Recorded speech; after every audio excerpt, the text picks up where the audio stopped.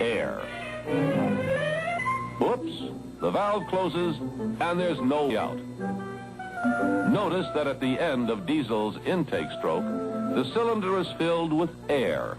All air, not an air-fuel mixture. What is this? Another squeeze play?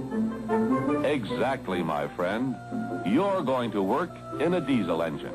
Then the compression stroke. And his temperature rises steadily until it's hot enough to start fuel burning. Now, if fuel were only here. Hey, what's up? Your pals are waiting for you. This will do it. Fuel is pumped to the nozzle and sprayed into the chamber through tiny holes where the heated air ignites it immediately. The power stroke is completed and the exhaust valve opens as the piston returns on the exhaust stroke, driving the burned gases out of the cylinder. That completes the diesel's four-stroke cycle. Intake, compression, power, exhaust. The power comes from the expansion of the burning gases, just as in a gasoline engine. But in a diesel, they expand more because of the higher compression and greater heat. That's one reason for the diesel's high efficiency.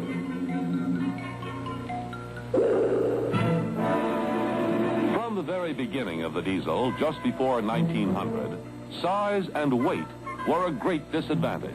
Because diesels were so efficient and economical, engineers have constantly worked to cut down the ratio of weight to horsepower and make them more useful and versatile engines.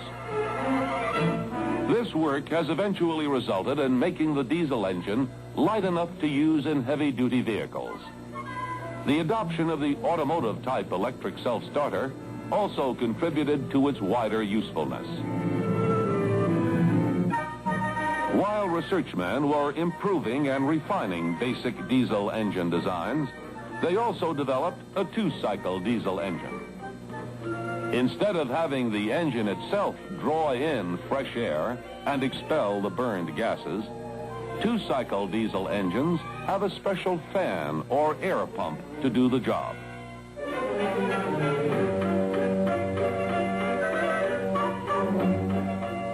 In many two-cycle engines, the intake valve is eliminated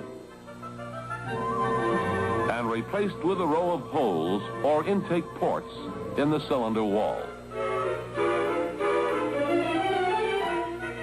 Then, to force large quantities of air into the cylinder quickly, a blower is added on the outside. This is sort of a fan or air pump. The blower most commonly used today is the Roots-type blower.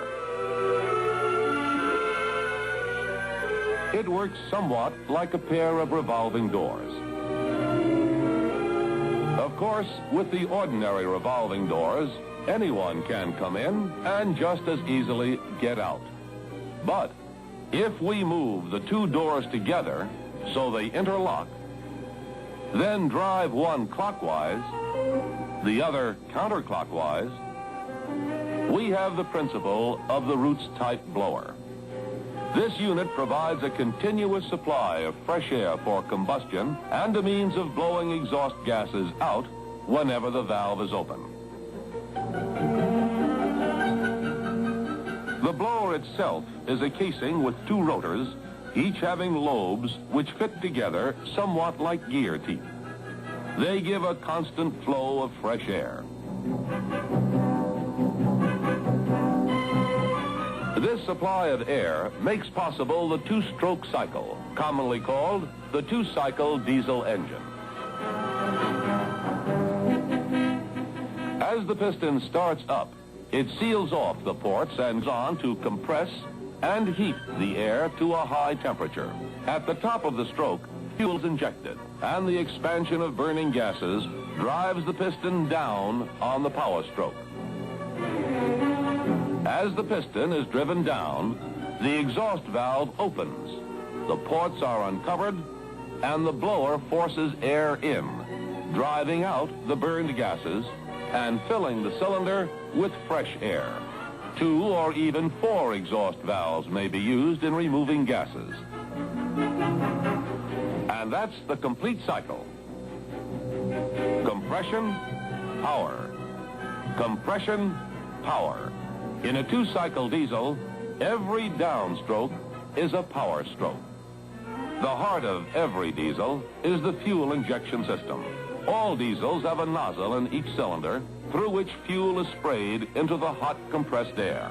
In some engines, the high-pressure pump and nozzle are combined into individual units, one for each cylinder.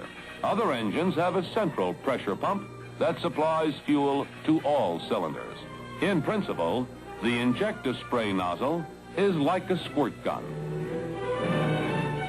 But how does it work? Fill it up, little fellow, and we'll find out. When we apply pressure, fuel squirts out the holes in the bottom.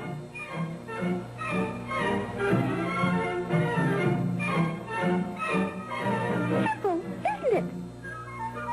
Yes, it's simple enough in principle, but these fuel injectors are precise mechanisms that accurately measure the fuel and force it into the cylinder at exactly the right time. The jets through which the fuel must be forced have a diameter as small as 5/1000th of an inch, less than the size of a human hair.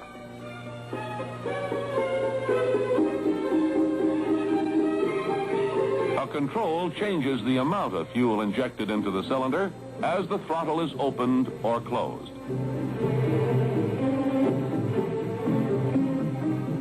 As the piston approaches the top of the compression stroke, a tiny drop of oil is injected into the combustion chamber under pressures as high as 20,000 pounds per square inch.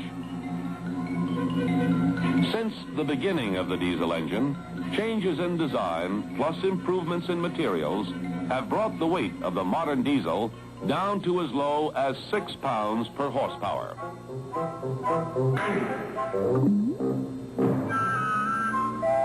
We sure made those diesel engines go. Hey, fellas, we're the power trio.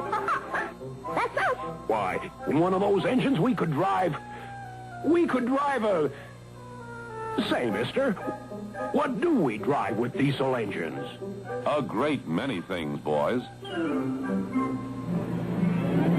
The productivity, economy, and reliability of the modern diesel engine make it particularly useful wherever there is tough work to be done.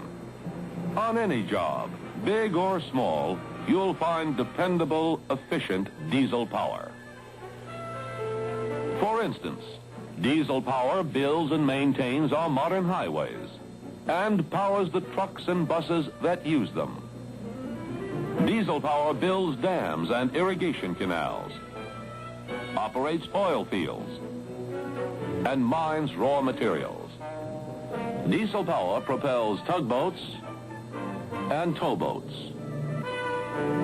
fishing and pleasure craft, and all sizes of military vehicles and craft. This modern, reliable power plant becomes more versatile every day, driving farm tractors and machinery, pulling the fast freight and streamlined passenger trains.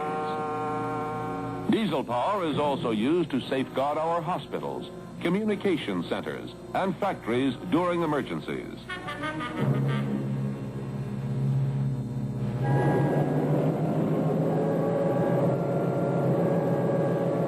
And to provide precise electric power for missile guidance and outer defense lines.